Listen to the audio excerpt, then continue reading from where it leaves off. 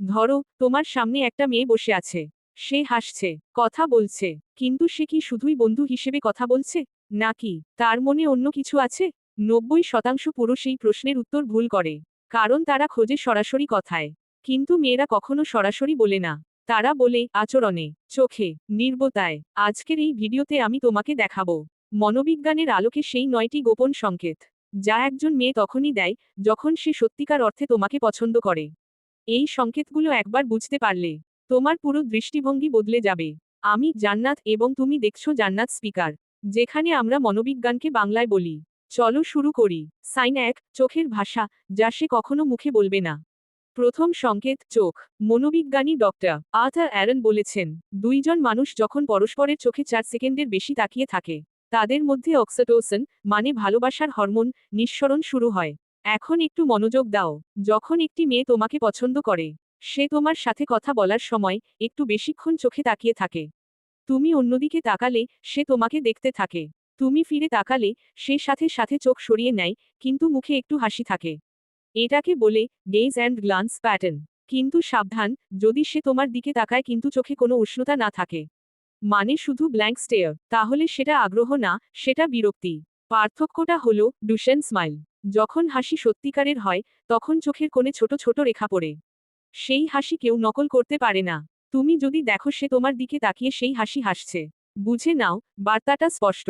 Sign 2, কাছে আসার অভ্যাস, প্রক্সিমিটি থিওরি। দ্বিতীয় সংকেত দূরত্ব। মনোবিজ্ঞানী এডওয়ার্ড হল একটি থিওরি দিয়েছেন, প্রক্সিমেক্স। তিনি বলেছেন, প্রতিটি মানুষের চারপাশে একটি অদৃশ্য বৃত্ত আছে। আমরা শুধু সেই মানুষকেই সেই বৃত্তে ঢুকতে দিই, যাকে আমরা বিশ্বাস করি বা পছন্দ করি। পার্সোনাল স্পেস সমান 1.5 থেকে 4 ফুট। এখন লক্ষ্য করো, যখন কোনো মেয়ে তোমাকে পছন্দ করে, সে স্বাভাবিকভাবেই তোমার কাছে আসতে চায়। দলের মধ্যে বসলে সে তোমার পাশে বসে, হাঁটতে হাঁটতে কথা বললে সে একটু কাছে সরে আসে, কথা বলতে বলতে হয়তো হাতে হাত ছুঁয়ে যায় এবং সে সরিয়ে নেয় না। এটা অচেতন আচরণ। সে হয়তো নিজেও বুঝছে না, কিন্তু তার শরীর তোমার কাছে যেতে চাইছে। বিপরীতে, যদি তুমি কাছে গেলে সে সরে যায়, হাত সরিয়ে নেয়, পিছিয়ে যায়, সেটা স্পষ্ট সংকেত সে কমফোর্টেবল না। প্রক্সিমিটি সমান ইন্টারেস্ট। এই সূত্রটা মাথায় রাখো। সাইন 3, হাসির পার্থক্য, শুধু তোমার জন্য আলাদা। তৃতীয় সংকেত হাসি। সবার সাথে সে হাসে, কিন্তু তোমার সাথে হাসার ধরনটা আলাদা। কিভাবে? মনোবিজ্ঞানে এটাকে বলা হয় Duchenne smile vs social smile. Social smile শুধু ঠোঁটে। ডুশেন স্মাইল ঠোঁট প্লাস চোখ প্লাস পুরো মুখ। যখন কেউ সত্যিকারের আনন্দিত হয়, তখন চোখের নিচে ছোট রেখা পড়ে, গালের পেশি উপরে উঠে আসে। এই হাসি জোর করে করা যায় না। এখন লক্ষ্য করো, তুমি কি তার সাথে কথা বলার সময় তার পুরো মুখ হাসতে দেখো, নাকি শুধু লিমাও এর হাসি? আরেকটা বিষয়, যখন সে তোমার কোনো হাস্যকর কথায় হাসে, এবং সেই কথাটা আসলে তেমন মজার না, সেটাও একটা বড় সংকেত। ডক্টর ডেভিড বাস বলেছেন, মানুষ যাকে পছন্দ করে তার রসিকতাকে বেশি মজার মনে করে। এটা বিবর্তনীয় আকর্ষণের একটা অংশ। সে তোমার সাথে বেশি হাসলে সে তোমাকে বেশি পছন্দ করে। এত সহজ। সাইন 4, ছোট ছোট কথা মনে রাখা, মেমোরি অফ লাভ।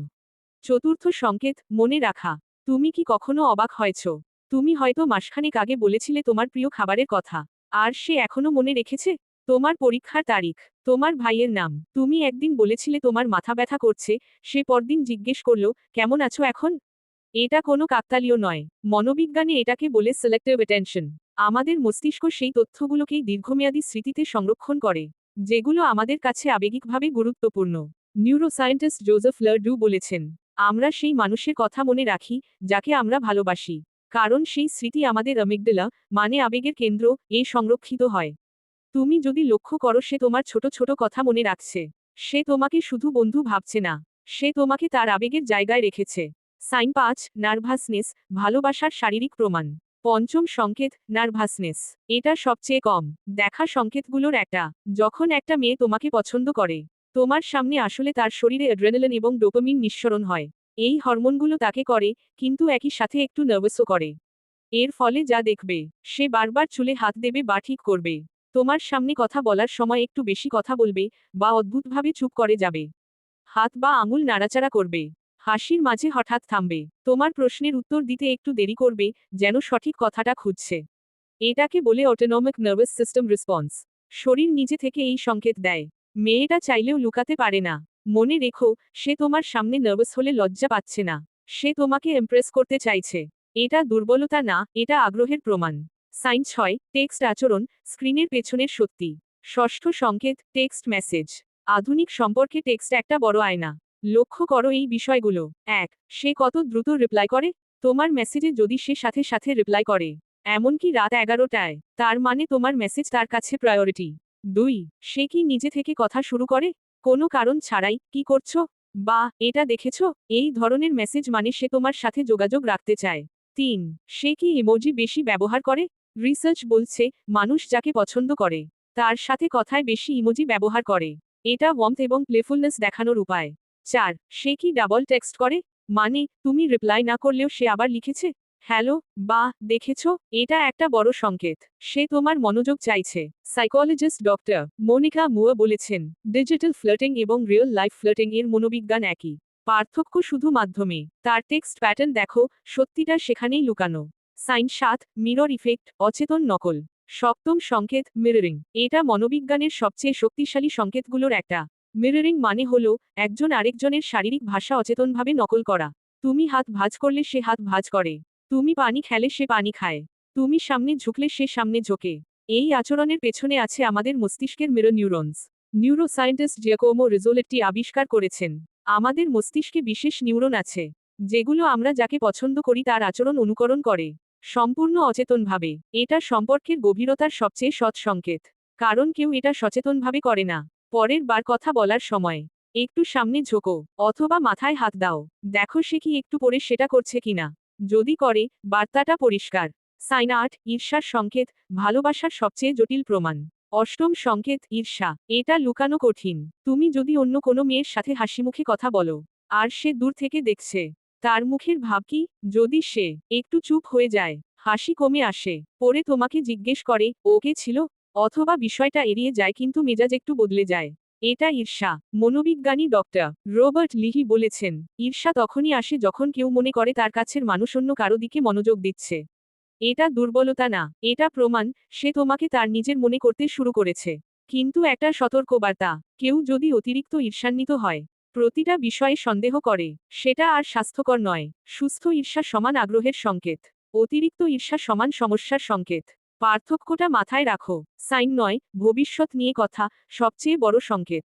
নবম এবং সবচেয়ে শক্তিশালী সংকেত, ভবিষ্যতের পরিকল্পনা। এটা বেশিরভাগ পুরুষ মিস করে।